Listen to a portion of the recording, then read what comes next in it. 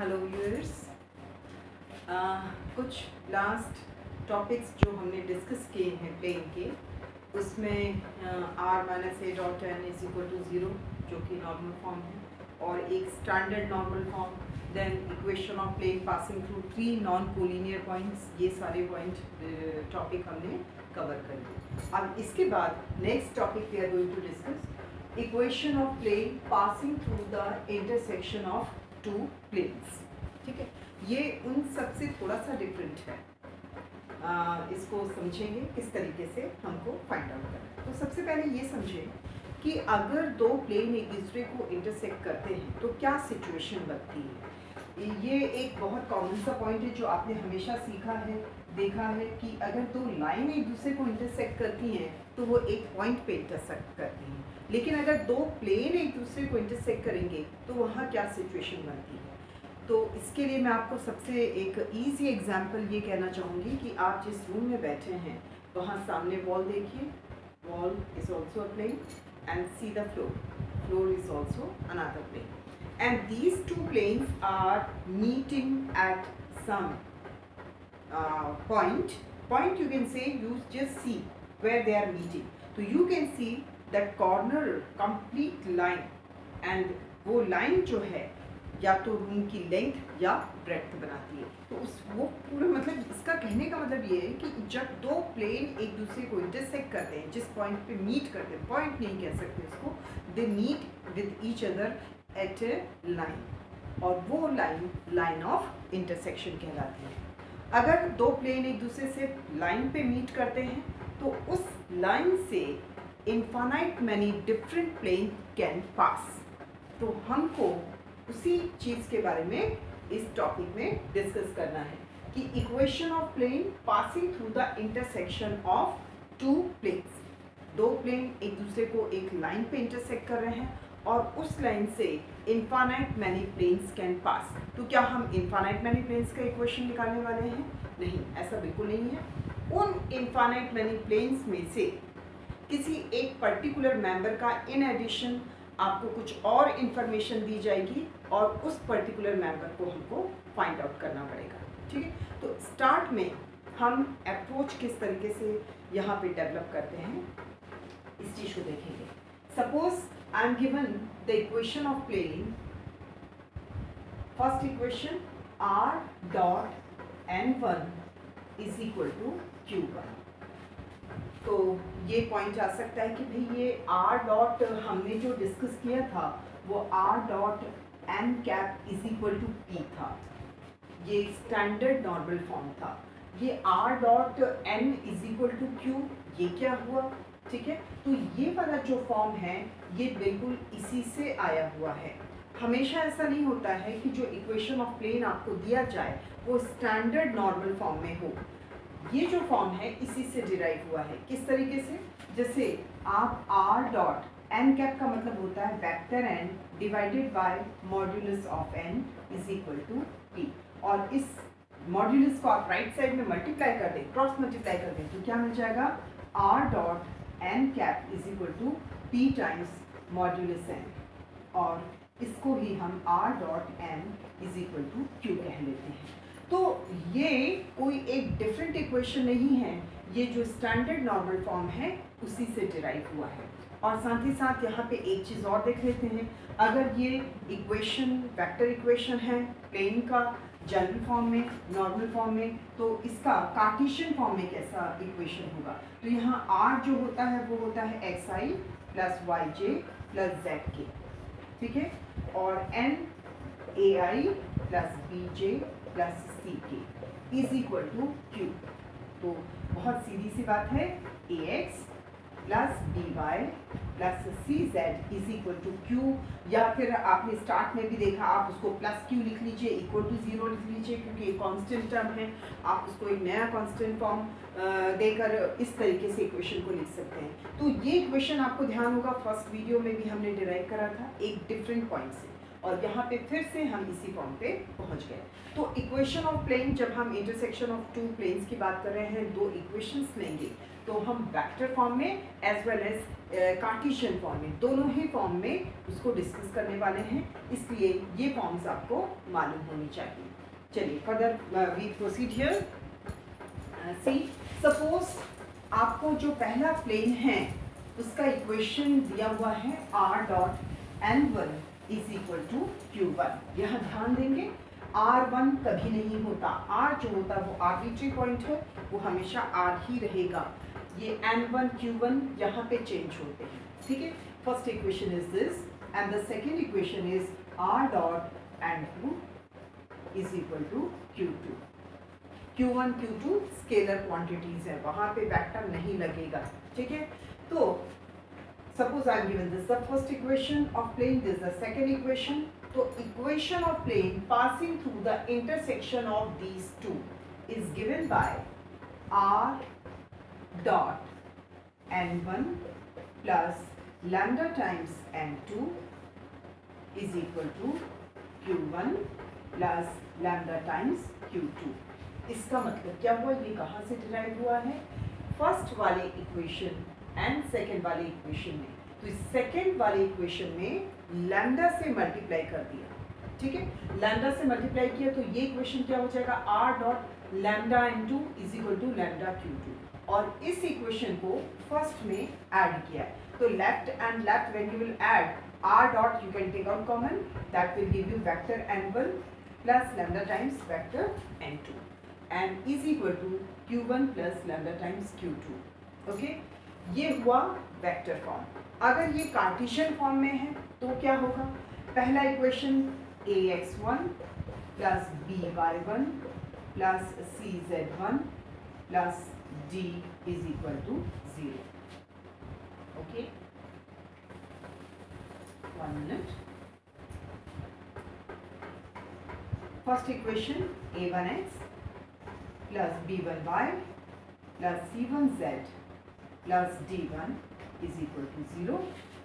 The second equation, suppose a2x plus b2y plus c2z plus d2 is equal to 0.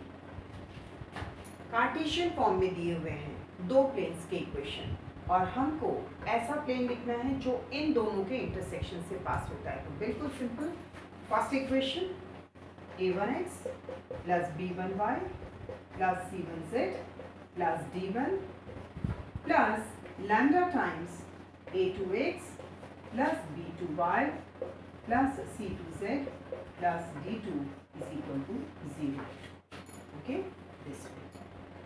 This is the equation of plane which is passing through the intersection of these two planes, or actually this represent infinite many planes for different value of lambda. This represent infinite many planes which are passing through the intersection of these two planes, ठीक है। अब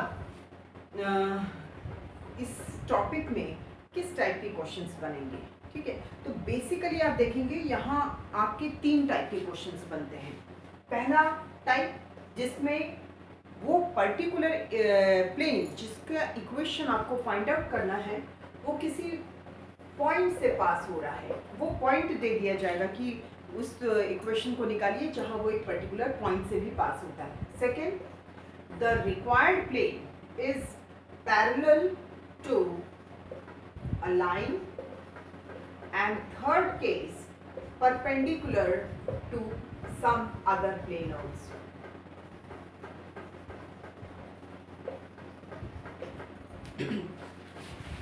कहने का मतलब यह है कि इस टॉपिक में इस पॉइंट के बाद और क्या डिफरेंट सिचुएशंस आपको दी जाएंगी जिसके बेसिस पे आपको क्वेश्चन सॉल्व करना रहेगा। तो वो 3 सिचुएशंस हैं, वो पर्टिकुलर प्लेन जिसका इक्वेशन आपको फाइंड आउट करना है वो किसी पॉइंट से पास हो रहा है, या वो किसी लाइन के पैरेलल है, या वो किसी और तीसरे प्लेन पे परपेंडिकुलर है। तो इन तीनों सिचुएशन पे बेस्ड डिफरेंट क्वेश्चंस हैं। सैम्पल क्वेश्चंस हम देखते हैं किस तरीके से होंगे।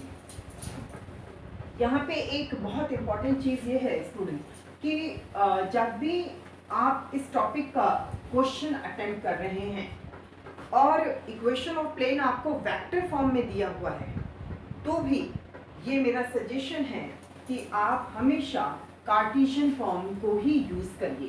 कैसे करेंगे? जो वेक्टर इक्वेशन दिया हुआ है आप उसको कार्टेशियन फॉर्म में कन्वर्ट कर लीजिए, ठीक है। कार्टेशियन फॉर्म में कन्वर्ट करके जो सोल्यूशन रहता है वो बहुत इजी वे में आता है, नीट एंड क्लीन लगता है, स्टेप्स बहुत आसानी से होते हैं। क्योंकि वेक्टर फॉर्म में कई बार आपने वेक्टर साइन मिस कर दिया या कुछ हॉच-पॉच सा हो जाता है, बच्चे इसमें कंफ्यूज होते हैं। तो ये सजेशन है कि कभी भी question, even if you are given vector equation, आप उसको कार्टेशियन फॉर्म में कन्वर्ट करिए और उसके बाद प्रोसीड करिए, ठीक है। So we are going to take the first question. Let me given first plane x plus 2y plus z plus 5 is equal to 0, and I am given the another plane 2x minus y plus 2z plus 7 is equal to 0. Okay, these two planes we have asked in the question. Find the equation of plane which is passing through the intersection of these two planes and also passing through point 1, -2, 5। ठीक है, आपको ऐसे plane का equation निकालना है जो इन दोनों के इंटरसेक्शन पॉइंट से जा रहा है, लाइन ऑफ इंटरसेक्शन से पास हो रहा है और also passes through this point. तो how I am going to start? Cartesian form है, इजी वे में you can write the equation of plane passing through the intersection of these two given plane. First equation लिखा plus lambda times आपने second equation लिख लिया 2x minus y plus 2z plus 7 is equal to 0. This is the equation of plane passing through the intersection of these two planes. This is representing infinite many planes. अब आपको वो particular plane find out करना है जो इस point से भी पास होता है। उन इनफाइनाइट मैनी प्लेन्स में से वो पर्टिकुलर मेंबर फाइंड आउट करने के लिए हम क्या करेंगे? वो पॉइंट उस प्लेन के इक्वेशन को सेटिस्फाई करेगा। तो we'll just put the value of x, y, z here. X as 1, y as -2, so that will be 2 times -2 plus z is 5 plus 5. ये फर्स्ट हो गया, plus lambda times 2 into 1 minus that is minus plus and 2z that will be 10 plus 7 is equal to 0 and get the value of lambda. तो यहाँ पे ये 10 minus 4 आपका 6 plus 1 7 हो गया and here it is 2 and this is 4, 2 plus 2 4 and this is 10 14 and 7 21 lambda into 21 is equal to 0. तो get the value of lambda. lambda की value कितनी आ रही है? आपने -7/21 that is -1/3. Now आपका फर्दर टास्क क्या रहेगा? हमको फाइनल आंसर निकालने के लिए put the value of lambda in this initial equation. जो आपका इक्वेशन फर्स्ट इक्वेशन था वहाँ पे लैम्डा की वैल्यू पुट करेंगे। तो आपको क्विक होना है। Lambda is -1/3. 3 will get multiplied over here. So let me write fast. 3 you can write 3 times x plus 2y plus z plus 5 and here -1 2x minus y plus 2z plus 7 is equal to 0. Further we can do calculation here. This will be 3x plus 6y plus 3z plus 15 and here minus 2x plus y minus 2z and minus 7 is equal to 0. Further we can do calculation, final calculation. 3x minus 2x gives you x, 6y plus y is 7y, 3z and minus 2z is z only and here it is plus 15 and minus 7 that is plus 8 is equal to 0. ठीक है, so this is the equation of plane which is passing through the intersection of these two planes and also passing through this point. Okay, so This way we can do it. This is the simplest question of this topic. The next is equation of plane which is passing through the intersection of given two planes and parallel to a line. Parallel to a given line. Okay. So in such case, how we are going to proceed? So here I tell you student, जब भी ऐसा कुछ condition आ रहा है, ठीक है, तो बजाय इसके कि हम इसको बिल्कुल मगअप कर लें कि हाँ भाई ऐसा होता है तो ऐसा करते हैं, उसके बजाय हम थोड़ा सा विजुअलाइज करके सिचुएशन को समझेंगे. So in this question, as we are given two planes and the required plane is passing through the intersection of these two planes and is parallel to this line, we have to find the equation of this. तो जब भी इस तरीके का question आता है passing through the intersection of two planes, तो सबसे पहला आपका जो अटेम्प्ट रहेगा सॉल्यूशन लिखने के लिए वो ये कि आप इन दोनों प्लेन से पास होने वाले इनफाइनाइट मैनी जो प्लेन्स बनते हैं उसके इक्वेशन को लिख लीजिए और उसका आप एग्जाम में प्रॉपर स्टेटमेंट लिख के हमेशा करा करें. So here I am writing directly equation of plane passing through the intersection of given these two plane. First equation लिख लिया plus lambda times second equation, यहाँ 3 आपने ट्रांसपोज कर लिया है, 5x minus 3y plus 4z plus 9 is equal to 0. यहाँ तक का काम आपने कंप्लीट किया. इसके बाद क्या सिचुएशन बनेगी वो देखते हैं. अब यहाँ ये जो लाइन है उस रिक्वायर्ड प्लेन के पैरेलल है. अगर एक लाइन एंड प्लेन पैरेलल हो तो हमारे लिए किस तरीके से इसको विजुअलाइज करके समझें इस सिचुएशन को, इसको देखते हैं. सपोज ये एक प्लेन है, okay, and let me consider this is a normal to the plane, perpendicular to the plane, and इस मार्कर को आप एक लाइन के फॉर्म में ले लीजिए जो कि इस प्लेन के पैरेलल है. तो हम क्या देख पा रहे हैं कि जो परपेंडिकुलर टू प्लेन है वो लाइन पे भी परपेंडिकुलर होगा, उसकी सिचुएशन जो होगी वो 90 डिग्री ही बनेगी. तो इसका मतलब क्या है कि जो नॉर्मल टू प्लेन है उसके डायरेक्शन रेशियोज एंड इस लाइन के डायरेक्शन रेशियोज का डॉट प्रोडक्ट 0 आएगा. ठीक है, तो हमारा नेक्स्ट टास्क क्या है कि इस प्लेन के हम डायरेक्शन रेशियोज, प्लेन पे नॉर्मल के डायरेक्शन रेशियोज को फाइंड आउट करें. अब आपको ये मालूम है किसी भी प्लेन में अगर एक सिंपल सा इक्वेशन दिया हुआ है तो एक्स वाई जेड के जो मल्टीपल्स होते हैं वो प्लेन पे नॉर्मल के डायरेक्शन रेशियोज को बनाते हैं. लेकिन यहाँ पे ये एक्सपैंडेड फॉर्म में लिखा हुआ है, एक्स के 2 टर्म है, वाई के 2 टर्म है. तो सबसे पहला टास्क ये है कि यहाँ पे एक्स के टर्म्स, वाई के टर्म्स एंड जेड के टर्म्स को हम करेक्ट करके लिखें. तो this can be written as x, if I take out common in these two terms, it is 2 plus 5 lambda plus y, multiple is 1 and here it is minus 3 lambda plus z. यहाँ पे z का multiple -1 है and यहाँ पे 4 lambda plus here it is -3 and plus 9 lambda. ये constant term हो गया is equal to 0. अगर इक्वेशन ऑफ प्लेन को आपने इस फॉर्म में लिख लिया है तो इसका मतलब एक्स वाई जेड के जो मल्टीपल्स आ रहे हैं वो इस पे नॉर्मल के डायरेक्शन रेशियोज हैं. और ये जो नॉर्मल टू प्लेन है वो नॉर्मल टू लाइन भी है.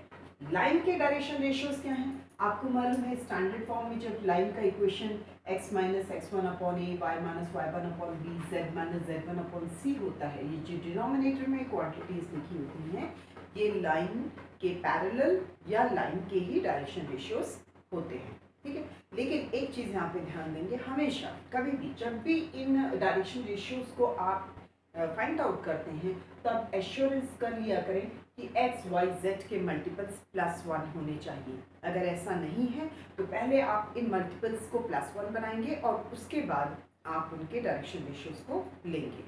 सो direction ratios of line and direction ratios of normal to plane, दोनों चीज़ें हमारे पास आ गई हैं। अब हम क्या करेंगे, एक स्टेटमेंट लिखना, ये बहुत ज़रूरी है, दैट गिव्स एन इम्प्रेशन कि हाँ आपका कंसेप्ट बिल्कुल क्लियर है, बच्चे का कंसेप्ट जो है वो लिख रहा है एग्जाम में बिल्कुल क्लियर है। तो you can right here, since line is parallel to plane, therefore normal to plane is perpendicular to line। ठीक है, ये आपने एक शॉर्ट फॉर्म में स्टेटमेंट लिख लिया। सो अब क्या होगा, this will imply that direction product of direction ratios a1 a2 plus b1 b2 plus c1 c2 is equal to 0, वो वाली सिचुएशन। तो लाइन के डायरेक्शन रेशियोज आपके 2 हैं, dot 2 plus 5 lambda plus 4 1 minus 3 lambda plus 5 minus 1 plus 4 lambda is equal to 0। ये कहाँ से आया, if two vectors, two lines are perpendicular to each other, product of their direction ratios is equal to 0।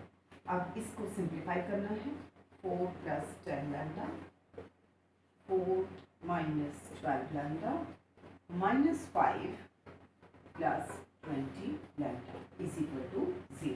Okay, so constant term आप देख लेते हैं, 4 plus 4 8 minus 5 that gives 3 and 10 lambda minus 2 lambda 10 lambda minus 12 lambda is minus 2 lambda and minus 2 plus 20 gives you 18,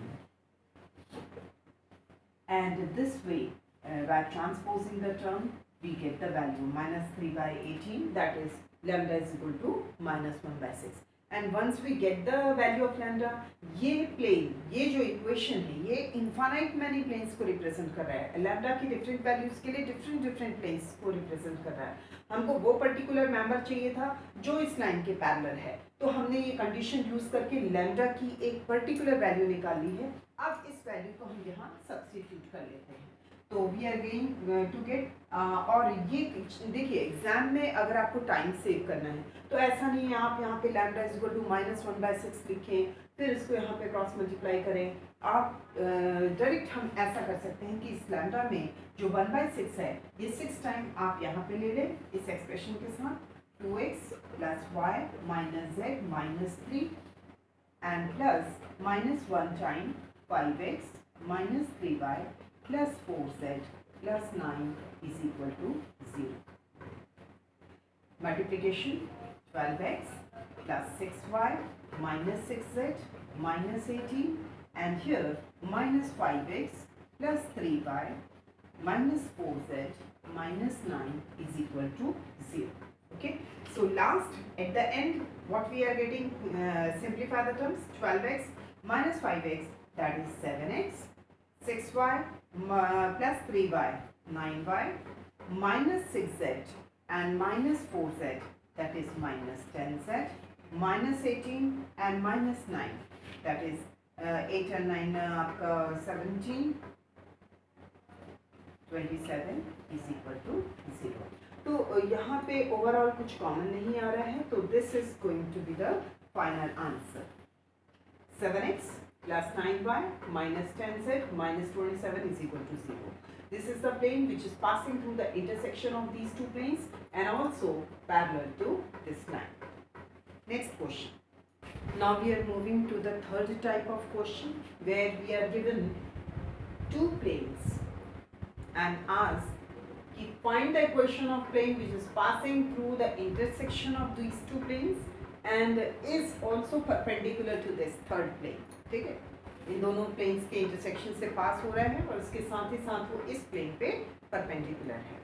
तो यहाँ पे भी जो हमारा सबसे पहला, जैसा मैंने पहले भी कहा है कि सॉल्यूशन जब भी आपने इसको देखा passing through intersection of these two plane, तो first equation plus lambda line second equation. उसके अलावा एक चीज़ और देखेंगे, इस यहाँ पे आपको जो इक्वेशन है प्लेन का वो वेक्टर फॉर्म में दिया हुआ है, कार्टेशियन फॉर्म में नहीं है। और हमने क्या कहा है, कार्टेशियन फॉर्म में सिंप्लीफाई करना बहुत आसान होता है। तो सबसे पहला अटेम्प्ट ये रहेगा कि आप इस इक्वेशन को कार्टेशियन फॉर्म में लिख लें। इसको मैं आपको बता देती हूँ, जिससे r dot I plus 2j plus 3k minus 4 is equal to 0। अगर हम इसे कार्टेशियन फॉर्म में लिखना चाहते हैं तो कैसे लिखना है?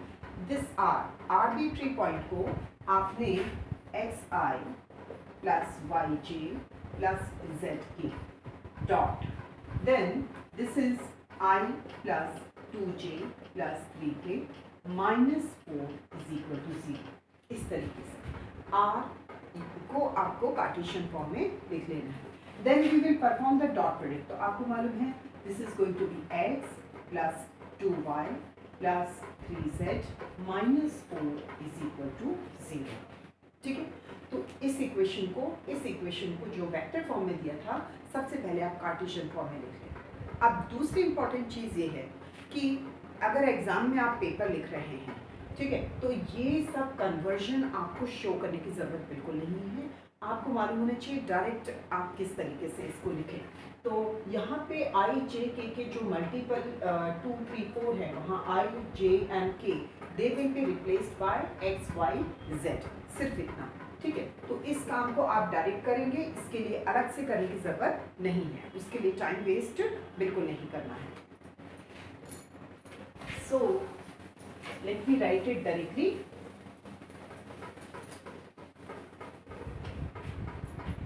Here, first equation, that is x plus 2y plus 3z minus 4. Conversion आपको शो करने की जरूरत नहीं है, डायरेक्ट लिखिए। प्लस लैम्डा टाइम्स यहाँ कितना हो जाएगा 2x plus y minus z plus 5 is equal to 0। ठीक है, आपने इसको इस फॉर्म में लिख दिया। अब आगे बढ़ते हैं। ये लैम्डा की डिफरेंट वैल्यूज के लिए इनफाइनाइट मैनी प्लेन्स को शो कर रहा है, लेकिन हमको वो प्लेन निकालना है जो इसके परपेंडिकुलर। तो यहाँ हम एक थोड़ा सा विजुअलाइज करके देखेंगे कि अगर दो प्लेन परपेंडिकुलर होते हैं तो वहाँ पे क्या सिचुएशन बनती है, उसी के अकॉर्डिंग हम यहाँ लैम्डा की वैल्यू निकाल पाएंगे। यहाँ से आगे बढ़ने से पहले हम फिर से कुछ एक बहुत आसान तरीके से अपनी जो चीज़ें अवेलेबल है उसी के बेसिस पे ये देखते हैं कि अगर दो प्लेन एक दूसरे पे परपेंडिकुलर हैं तो वहाँ पे कैसी सिचुएशन क्रिएट होती है। सपोज ये बोर्ड आप देख लीजिए, ये एक प्लेन है and this book also is a plane, and you can see the angle between this book plane, first plane and the second plane, it is 90 degree. Okay, दोनों एक दूसरे पे perpendicular है। Now again see this bottle. This bottle is perpendicular to this plane, and you can see this pen. This pen is perpendicular to the board. And आप बहुत आसानी से देख पा रहे हैं कि जो दो perpendiculars हैं उनके बीच में एंगल जो बन रहा है वो भी 90 डिग्री बन रहा है। यानी if two planes are perpendicular, their normals are also at 90 degree. ठीक, अब इस चीज का हम बेनिफिट कैसे लेते हैं? इसका बेनिफिट ये रहेगा, इस प्लेन के डायरेक्शन रेशियोज, इस प्लेन पे नॉर्मल के डायरेक्शन रेशियोज और इस प्लेन पे जो नॉर्मल है उसके डायरेक्शन रेशियोज का dot product again that will be equal to 0। तो इसके लिए इसका डायरेक्शन रेशियोज निकालना है और उसके लिए हमारा क्या टास्क रहेगा? Collect the terms of x y z. So you can write it x 1 plus 2 lambda, y 2 plus lambda, z 3 minus lambda and plus minus 4 plus 5 lambda is equal to 0। यहाँ जो एक्स वाई के set के multiple है वो इस plane पे perpendicular के direction ratios. अब ये जो इक्वेशन है वो भी वेक्टर फॉर्म में है, उसको भी आप कार्टेशियन फॉर्म में लिख लें। Also cartesian form of given plane is कितना हो जाएगा? 5x plus 3y -6z plus 8 is equal to 0। आप इसको लिखे ना भी कर सकते थे, लेकिन हमने लिख दिया, कोई बात नहीं। तो इसके direction ratio, therefore direction ratios of normal to plane, they are 5, 3, -6। और ये अब हम ये सिचुएशन को थोड़ा सा एक स्टेटमेंट में हमेशा लिख के दें एग्जाम में। एग्जामिनर को क्लियर होना चाहिए कि आपने मदद नहीं किया है, ये आपको फैक्ट मालूम है। बहुत पॉजिटिव इम्पैक्ट पड़ता है, जो चेक करता है आपकी कॉपी उसके ऊपर बहुत पॉजिटिव इम्पैक्ट पड़ता है इन स्टेटमेंट्स का। सो आपको स्टेटमेंट लिखना चाहिए, सिंस प्लेन्स आर, और you can write it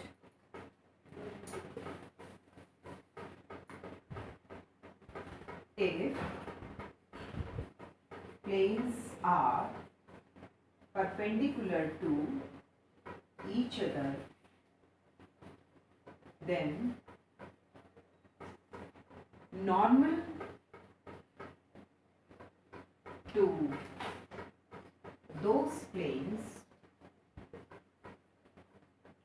are also perpendicular to each other। बहुत ज़रूरी है इसको लिखना। अब यहाँ से आगे क्या है, वही a1 a2 b1 b2 plus c1 c2 is equal to 0।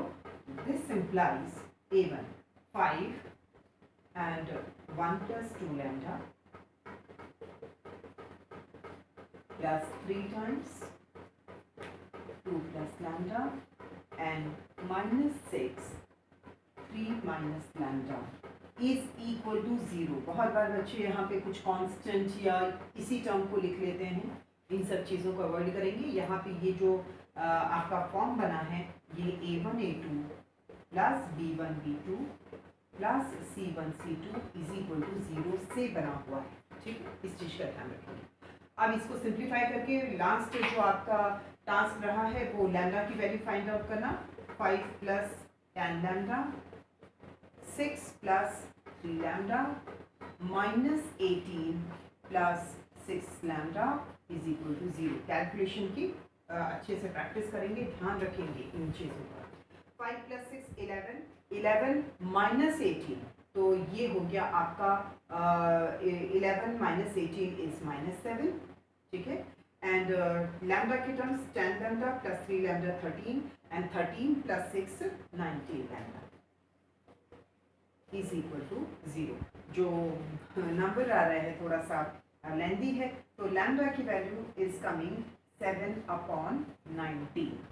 Okay, after getting the value of lambda we have to substitute it. Initial यहाँ पे रख सकते हैं, यहाँ पे रख सकते हैं, जहाँ भी आप कंफर्टेबल हो वहाँ पे रख लीजिए। तो लेट मी सब्स्टिट्यूट हियर। तो we are getting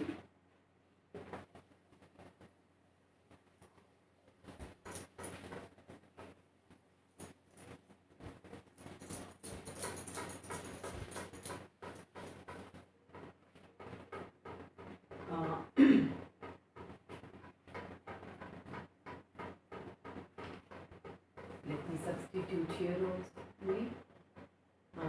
7/19।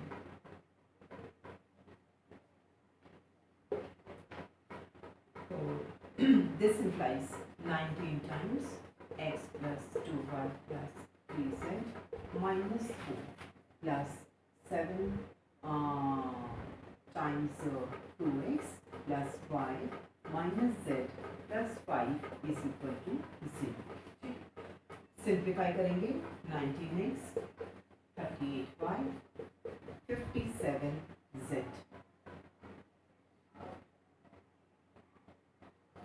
minus 19 4 are 76 plus 14x plus 7y